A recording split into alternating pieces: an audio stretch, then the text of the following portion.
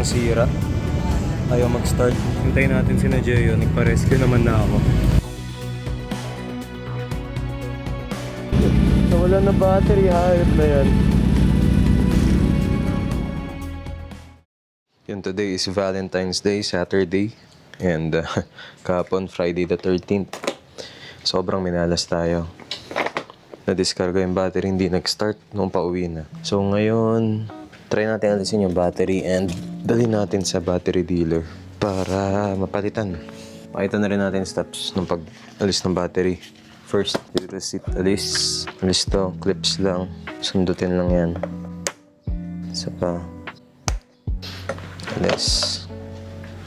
Next is, alisin tong dalawang para maalis yung upuan. Alisin natin yung dalawang Allen key. Duwag. And duwag. Okay. Ingat lang na hindi mahulog. Okay. Yan na. Alis natin yung Allen key. Open. Upuan. Battery. So, sa battery nakakalito. Akala mo ito yung positive kasi may pula.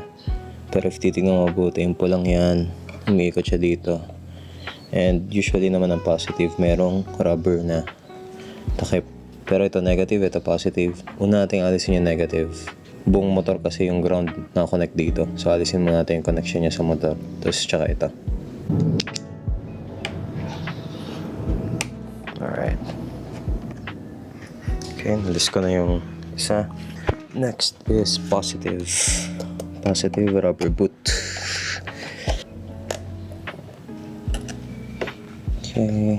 Tapos na siya. Kailangan mo nang alisin tong lock niya. Ito. Nakahook lang siya. Rubber naman to. Pwede siguro ibaba to.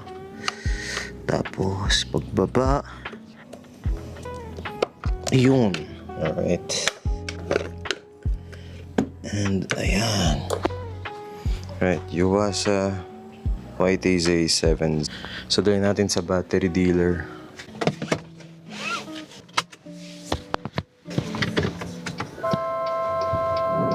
Okay, so ngayon, punta tayo ngayon sa battery dealer. Hanap tayo ng replacement battery para sa ating R7. Understandable naman, naging garage queen. Ang ginagawa lang sa kanya is painit. Nabanggit rin sa akin ni Jeyo. Yung pag-start ng motor na naka-idle na matagal, hindi siya enough para mag-charge ang battery. Ang motor dapat nasa cruising speed. So medyo may RPM ka, nasa siguro mid-range RPM, 5K, 6K, ganun. Yeah, better to replace it na lang. Para sure na lang din tayo na bagong battery and tatagal since alam nyo naman na investment na eh. Gumastos na tayo sa motor eh, gastosan na rin natin yung pyesa. O ayan, dito na tayo.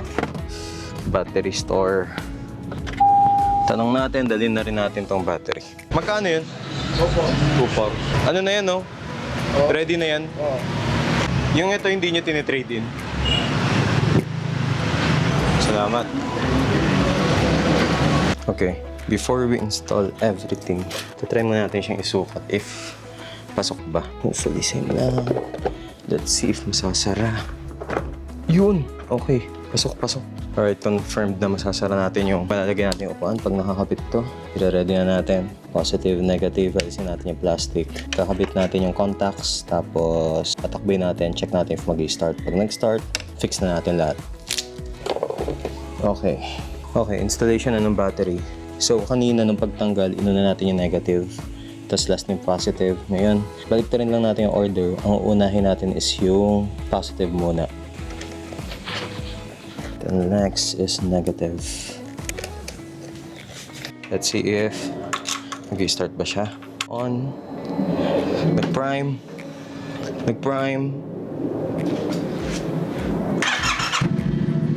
Yes, sir! Yes, sir! Woo! Let's go!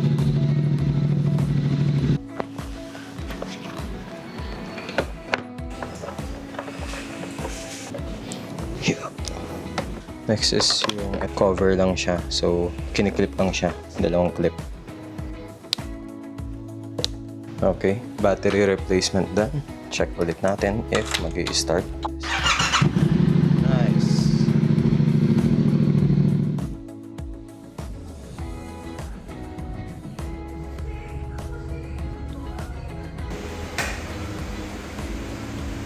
Di ba pang-sliding talaga siya, di ba? No. Saka yung itim niya, hindi yung kulay mo. Madumi na talaga.